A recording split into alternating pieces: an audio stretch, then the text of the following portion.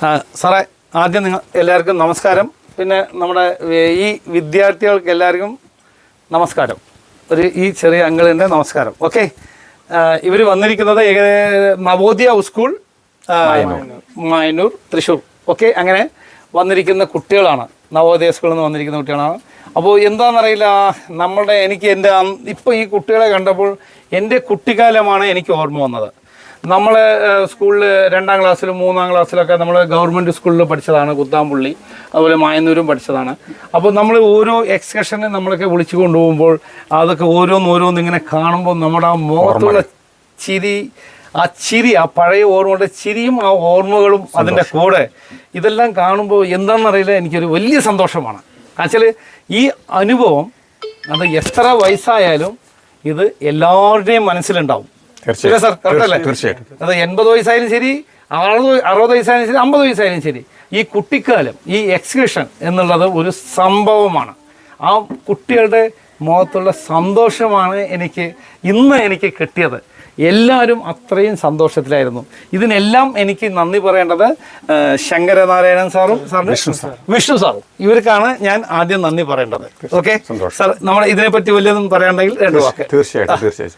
മായന്നൂർ ജവഹർ നവോദയ വിദ്യാലയത്തിലെ 65 വിദ്യാർത്ഥികൾ, 6ാം ക്ലാസ്സിൽ പഠിക്കുന്ന 65 വിദ്യാർത്ഥികളും അതോടൊപ്പം ഞങ്ങൾ 6 സ്റ്റാഫുമാണ് ഇവിടെ വന്നിരിക്കുന്നത്. ഇത് ബാഗ്ലെസ് ആക്ടിവിറ്റി എന്ന് പറയുന്ന ഒരു പ്രമേയം അടിസ്ഥാനമാക്കിയിട്ടാണ് ഞങ്ങൾ ഇവിടെ വന്നിരിക്കുന്നത്. കുത്താമ്പുള്ളി എന്ന നെയ്ത്ത് ഗ്രാമത്തിലെ നിവാസികളുടെ ഭാഷ, സംസ്കാരം, ആഹാരം, അവരുടെ തൊഴിൽ രീതികൾ എന്നിവയെ പറ്റി വളരെ നന്നായിട്ട് പഠിക്കാൻ വേണ്ടിയിട്ടും അവരുടെ ജീവിതം അടുത്തറിയാൻ വേണ്ടിയിട്ടുമാണ് ഞങ്ങൾ ഇവിടെ വന്നിരിക്കുന്നത്. അതിനിടയിലാണ് ശിവറാം ടെക്സ്റ്റൈലിലേക്ക് നമുക്കൊരു ഇൻവിറ്റേഷൻ കിട്ടിയത്.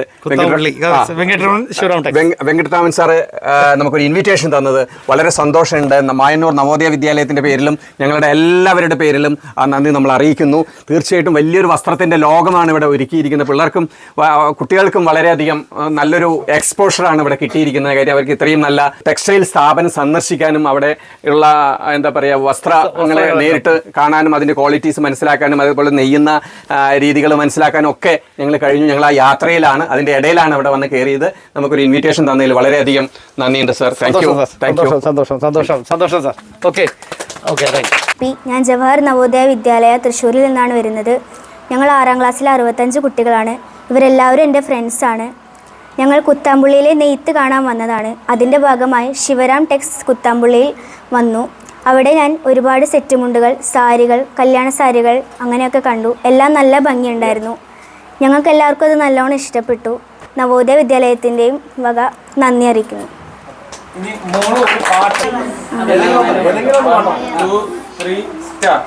അങ്ങ് വാനക്കോണില് മിന്നി നിന്നൊരമ്പിളി, അമ്പിളിക്കലയ്ക്കുള്ളില് ചോര കൺമുയൽ, ഇങ്ങ് നീലത്തുരുത്തില് നീർപ്പരപ്പിൽ നിഴലിടും, അമ്പിളിക്കലയ്ക്കുള്ളില് ആമ കുഞ്ഞനോ ആമക്കുറുമ്പനെന്ന് നെഞ്ചത്ത് വെറ്റില ചില്ലവുമായി താനെ വലിഞ്ഞു കയറി തുരുത്തിൽ എങ്ങു പതുങ്ങിയല്ലോ.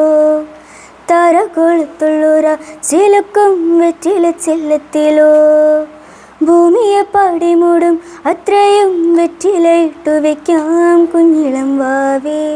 കഥ കേട്ട് മെല്ലെ മിഴി പോട്ട് മാറി ചൂട് ഉറങ്ങ് ഉറങ്ങ് പൊന്നേ, തളരാതിയോമൽ ചിരിയോടെ കുഞ്ചി കളിയാടി വളര് വളര്.